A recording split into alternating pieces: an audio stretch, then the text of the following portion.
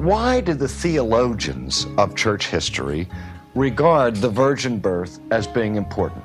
Not merely because the integrity of the apostolic witness is at stake, Luke's trustworthiness in recording it and Matthew's trustworthiness in teaching it, but is there any theological significance to the virgin birth? Now, as soon as you ask that question, you do embark upon something of a highway of speculation, which can become a little bit dangerous. But some say, was it necessary for Jesus to be born of a virgin in order to accomplish the work that God sent him to carry out? Well, some argue, I'm sure you've heard this argument, that it was very important that Jesus not be born tainted by original sin. And it was axiomatic in the scripture that everyone that is born through the natural progression of birth, it brought into the world in the state with the fallen human nature. That which is born of the flesh is flesh. It's in a state of fallenness. Now the Redeemer is like us in every respect but one. He is sinless, and that doesn't just mean actual sin, but he's also without original sin.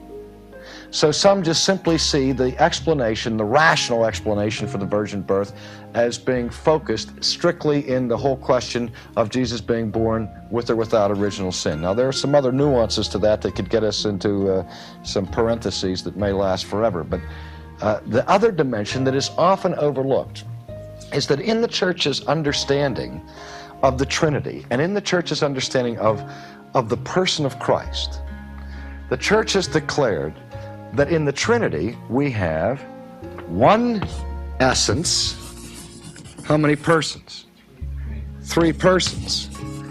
And that's the classic and traditional formula for the Trinity, that God is one in essence, 3 in person.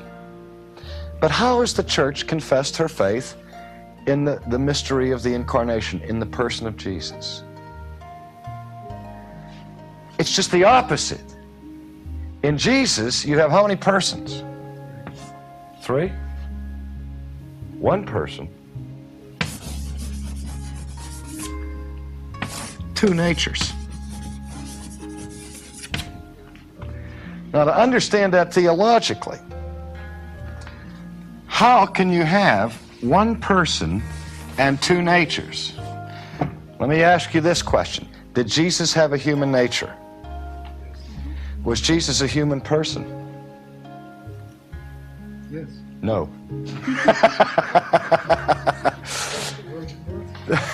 If he's a human person, then I would ask you, was he a divine person? Yes. Then you have 2 persons. Okay. Now, I just say, the church is trying to protect that the unity of the person of Jesus. And in understanding, as so far as we can, which is not very far, the mystery of incarnation, of God's, coming to this planet. It's not that God stops being God and starts being a man, or a man is suddenly deified. But the idea is that the second person of the Trinity, the eternal Son of God, doesn't lose something of his own nature, but he takes upon himself a human nature.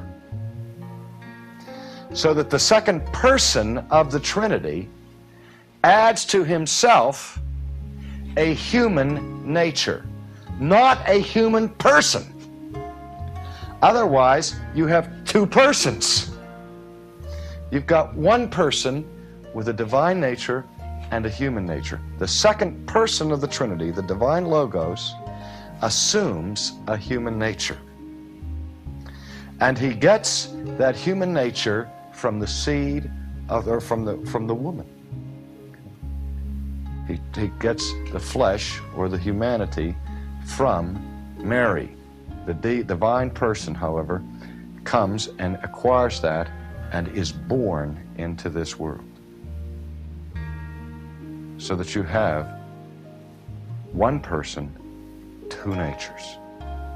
And again, it's speculative, but the speculation is that is what God did to avoid having two persons, or a mutation of the divine nature, or a deification of a human nature.